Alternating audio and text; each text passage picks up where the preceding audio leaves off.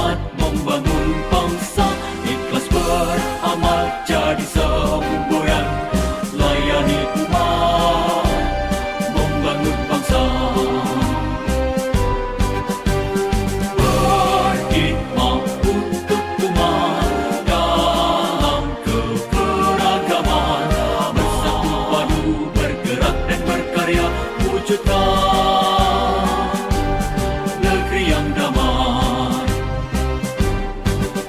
Berkhidmat untuk umat, membina, membimbing dan mendidik, wujudkan masyarakat taat beragama, wujudkan masyarakat sejahtera lahir dan batin. Berkhidmat untuk umat, membina, membimbing dan mendidik, mantapkan kerukunan umat dan antar umat beragama, beramal ma'ruf nahi munkar, jalani kehidupan. Khidmat untuk umat, untuk perdamaian, untuk Indonesia Jaya. Khidmat untuk umat, untuk perdamaian, untuk Indonesia Jaya. Berkhidmat untuk umat, membina, membimbing dan mendidik, wujudkan masyarakat taat beragama, wujudkan masyarakat sejahtera lahir dan batin. Berkhidmat untuk umat, membina, membimbing dan mendidik, mantapkan kerukunan umat dan antar umat beragama, beramal ma'ruf nahi munkar, jalani kehidupan. Khidmat untuk umat, untuk perdamaian, untuk Indonesia Jaya. Khidmat untuk umat, untuk perdamaian, untuk Indonesia Jaya. Indonesia Jaya.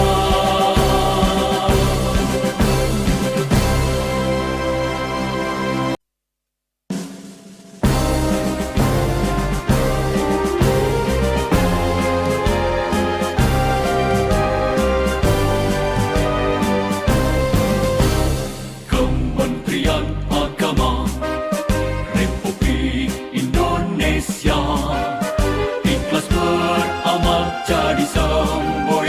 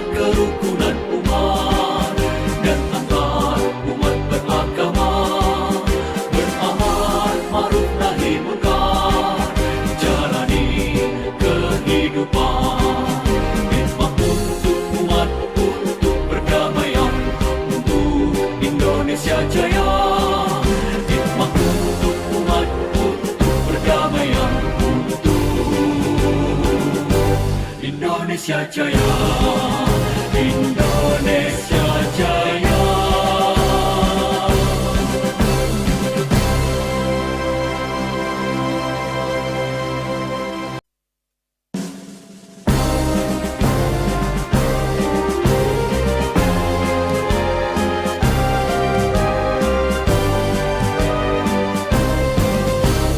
Kementerian Agama Republik Indonesia ikhlas beramal jadi semboyan, layani umat, membangun bangsa. Berkhidmat untuk umat dalam keberagaman, bersatu padu bergerak dan berkarya, wujudkan negeri yang damai. Kementerian Agama Republik Indonesia ikhlas beramal jadi semboyan, layani umat, membangun bangsa. Ikhlas beramal jadi semboyan, layani umat, membangun bangsa. Berkhidmat untuk umat dalam keberagaman, bersatu padu bergerak dan berkarya, wujudkan negeri yang damai. Berkhidmat untuk umat, membina, membimbing dan mendidik, wujudkan masyarakat taat beragama, wujudkan masyarakat sejahtera lahir dan batin.